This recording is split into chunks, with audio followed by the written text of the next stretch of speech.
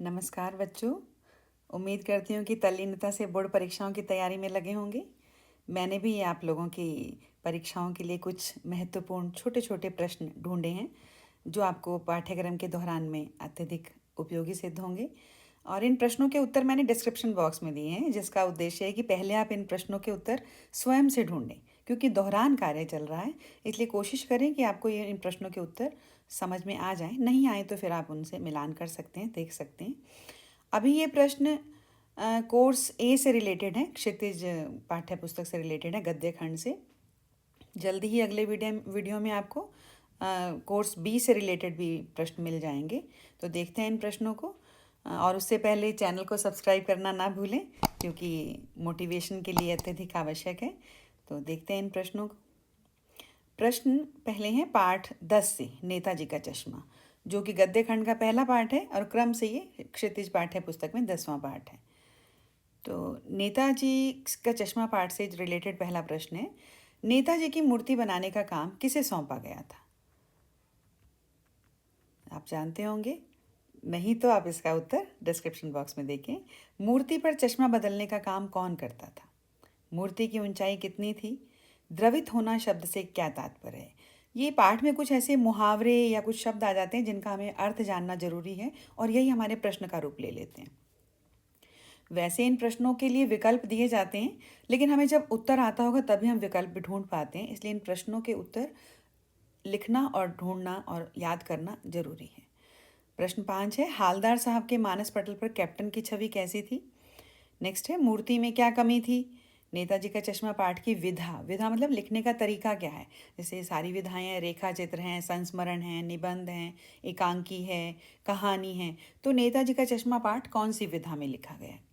लेखक स्वयं प्रकाश के अब तक कितने कहानी संग्रह प्रकाशित हो चुके हैं? नेताजी का चश्मा पाठ के लेखक हैं स्वयं प्रकाश। और आरबीएससी में लेखक परिचय भी पूछा जाता है, तो उसके लिए अति आवश्यक है कि हम उनके कहानी संग्रह भी देखें कितने हैं। नागरिकों का कौन सा प्रयास सराहनीय था, अर्थात प्रशंसनीय था? नेक्स्ट है, स्वतंत्रता सेनानियों या देशभक्तों की मूर्ति लगाने का क्या उद्देश्य रहता है? आप देखते हैं कि चौराहों पर मूर्तियां लगी रहती हैं, तो उनका उद्देश्य क्या रहता है?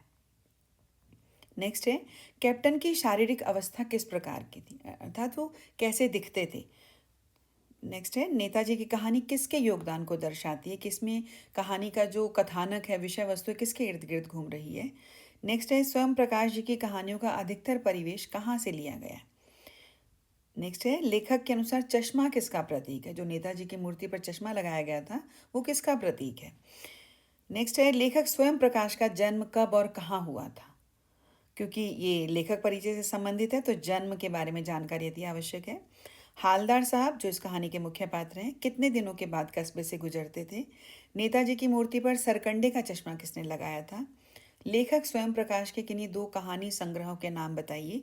लेखक परिचय में ये जरूरी है, उनके कहानी संग्रह। स्कूल के ड्राइंग मास्टर को मूर्ति बनाने का काम क्यों सौंपा गया? एक प्रश्न तो हमारा यही हो गया कि मूर्ति बनाने का काम किसे सौंपा गया? स्कूल के ड्राइंग मास्टर को। क्या नाम था उनका? मोतीलाल, मान लीजिए मोतीलाल। और क्यों सौंपा गया था, इसका उत्तर आपको लिखना है। लेखक स्वयं प्रकाश की कहानियों में किसके विरुद्ध चेतना है, कि जो उन्होंने कहानियां लिखी हैं उसमें वो किसके विरुद्ध आवाज उठा रहे हैं? तो ये तो हुए पाठ 10 के नेताजी का चश्मा पाठ से। नेक्स्ट है, बाल गोविंद भगत। बाल गोविंद भगत के लेखक हैं राम वृक्ष बेनीपुरी। प्रश्न 1 है, राम वृक्ष बेनीपुरी का साहित्य किस नाम से प्रकाशित हुआ था? बाल गोविंद भगत पाठ किस विधा में लिखा गया है? पुरवाई, उस पाठ में एक शब्द आया पुरवाई, जिसका अर्थ या पर्यायवाची क्या है? डिमक डिमक में कौन सा क्रिया विशेषण है? डिमक डिमक हमारा एक शब्द है जो हमारा इससे रिलेटेड है, कि हम इसको देखें कि इसमें एक ये कॉमा लगेगा, सिंगल इन्वर्टेड कॉमा। बाल गोविंद भगत के बेटे को मुखाग्नि किसने दी थी? राम वृक्ष बेनीपुरी का जन्म कब और कहाँ हुआ था? बेनीपुरी रचनावली कितने खंडों में प्रकाशित है? उनकी मुख्य रचना थी राम वृक्ष बेनीपुरी की बेनीपुरी रचनावली। अब हमें ये बताना हो कितने खंडों में प्रकाशित है। बाल गोविंद भगत अपने खेत की पैदावार कहाँ ले जाते थे? राम वृक्ष बेनीपुरी की दो रचनाओं के नाम कवि परिचय लेखक परिचय में आवश्यक है। बाल गोविंद भगत ने समाज की प्रचलित कौन सी दो प्रचलित मान्यताओं को चुनौती दी, कि उन्होंने किसका विरोध किया, क्या समझाया इस पाठ में। तो ये प्रश्न हमारा 3 नंबर का भी आ सकता है और 1 नंबर का भी आ सकता है, तो हमें वो मान्यताएं पता होनी चाहिए। रामवृक्ष बेनीपुरी को कलम का जादूगर क्यों कहा जाता है? यहाँ भी हमारे प्रश्न 2 बन सकते हैं कि रामवृक्ष बेनीपुरी को किस नाम से जाना जाता है? कलम का जादूगर। और उनको कलम का जादूगर क्यों कहा जाता है? बाल गोविंद भगत की समानता किससे की गई है? भगत का आत्मसम्मान किस बात से प्रकट होता है? बाल गोविंद भगत की संगीत साधना का चरम उत्कर्ष क्या था? किस दिन देखा गया था उनकी साधना का चरम उत्कर्ष? बाल गोविंद गृहस्थ थे, फिर भी उन्हें भगत क्यों कहा जाता था? तो ये छोटे छोटे प्रश्न हैं जो पूरे पाठ को पढ़कर हम उसमें से ढूंढते हैं, फिर उसके आधार पर आपके पाठ्यक्रम का दोहरान हो जाता है और इन्हीं प्रश्न, छोटे छोटे प्रश्नों के आधार पर हमारे बड़े प्रश्न भी तैयार हो जाते हैं। देखते हैं अगला पाठ, लखनवी अंदाज। लेखक यशपाल का जन्म कब और कहाँ हुआ था? लखनवी अंदाज लिखा है लेखक यशपाल ने। लखनवी अंदाज कहानी किस पर कटाक्ष करती है? लेखक और नवाब साहब का एक दूसरे के साथ कैसा व्यवहार था? लेखक यशपाल को जेल क्यों हुई थी? लेखक ने किस श्रेणी की टिकट खरीदकर रेल यात्रा की? खीरा लजीज होता है लेकिन मैदे पर बोझ डालता है। नवाब की बात सुनकर लेखक को क्या लिखने का विचार आया? ये पाठ में से ही ली गई लाइन है, तो जो उन्हें विचार आया था। थक कर लेट गए, एक उसमें वाक्य है, उसमें कौन सी क्रिया है? क्रिया हमारे व्याकरण में है टॉपिक, तो हमारे पाठ में भी पूछा जा सकता है। लेखक ने खीरा खाने से क्यों मना कर दिया था? लेखक यशपाल का जेल में किसके साथ परिचय हुआ था? लथेड़े से क्या तात्पर्य है? लथेड़े एक शब्द आया उसमें जिसका अर्थ पूछा जा सकता है। आंखें छिपाना मुहावरे का क्या अर्थ है? क्योंकि पाठ में मुहावरे दिए जाते हैं तो हम उनका अर्थ हमें समझना चाहिए, क्योंकि परीक्षाओं में पूछा जाता है। लखनवी अंदाज पाठ किस विधा में लिखा गया है? जो विधा आपको पहले बताई है उन्हीं में से ये विधा हमें बतानी है। लेखक रेलगाड़ी के सेकंड क्लास डिब्बे में क्या सोचकर चढ़े थे?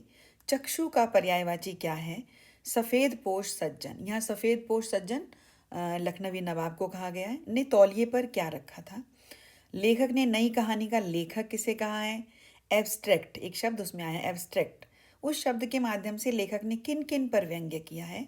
नवाब साहब ने आम आदमियों की तरह खीरा क्यों नहीं खाया? अगर आपने कहानी को ध्यान से पढ़ा है तो उन्होंने आम आदमियों की तरह खीरा नहीं खाया था, लेकिन क्यों, इसका जवाब हमें देना है। नवाब द्वारा खरीदे गए खीरे की किस्म क्या थी? उन्होंने स्टेशन पर खरीदे थे, तो वो कौन से खीरे थे? लेखक यशपाल का कौन सा उपन्यास भारत विभाजन की त्रासदी का मार्मिक दस्तावेज है? ये लेखक परिचय के लिए आवश्यक है। अगला पाठ है मानवीय करुणा की दिव्य चमक। ये पाठ सीबीएसई सिलेबस में नहीं है, तो उन विद्यार्थियों को इसे देखने की ज़रूरत नहीं है, लेकिन आरबीएसई में ये पाठ है क्योंकि उसमें पूरा पाठ्यक्रम आ रहा है। तो मैंने दोनों को ध्यान में रखते हुए प्रश्नों का निर्माण किया है। टोटल पाठ 8 हैं, लेकिन मैंने भी 4 के प्रश्न बनाए हैं। जल्दी ही आपको अन्य 4 पाठों के प्रश्न भी उपलब्ध हो जाएंगे।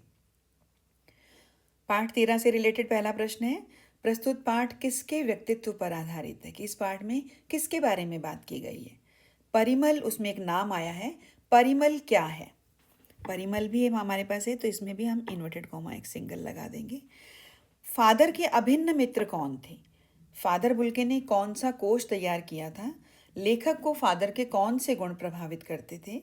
फादर ने जिसेट संघ में, एक संस्था का नाम है, में 2 वर्ष किसकी पढ़ाई की थी?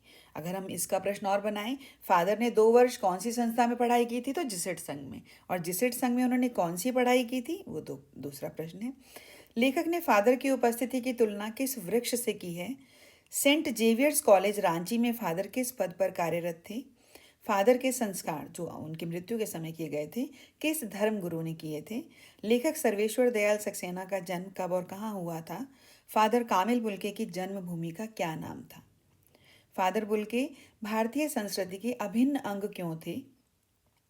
फादर का अंतिम संस्कार किस विधि से किया गया था? मानवीय करुणा की दिव्य चमक पाठ किस विधा में रचित है? और लेखक सर्वेश्वर दयाल सक्सेना दिनमान में किस नाम से लिखते थे? पत्रिका का नाम है दिनमान, उसमें वो किस नाम से स्तंभ लिखते थे? उन्हें किस कृति पर साहित्य अकादमी पुरस्कार मिला था? फादर की मृत्यु किस रोग से हुई थी? फादर बुल्के ने अपनी पीएचडी थीसिस का, पीएचडी मतलब उनका जो शोध प्रबंध था, का विषय क्या रखा था? फादर बुल्के कैसे सन्यासी थे?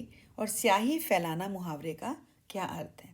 तो ये कुछ प्रश्न हैं जो समग्र रूप से पाठों पर आधारित हैं। पाठ को पढ़ने पर उनकी जितने संभावित प्रश्न बन सकते थे मैंने बनाए हैं। उम्मीद करती हूँ कि आपके लिए अत्यधिक उपयोगी सिद्ध होंगे। मिलते हैं अगले वीडियो में कुछ नई जानकारी के साथ। और जो पाठ है कोशिश करिए कि आप और पाठों के प्रश्न भी ऐसे बनाएं, और जल्दी ही आपको कोर्स बी से रिलेटेड भी प्रश्न मिलेंगे और कोर्स ए का भी जो पेंडिंग है वो भी मिलेगा। तब तक के लिए बाय बाय। मिलते हैं अगले वीडियो में।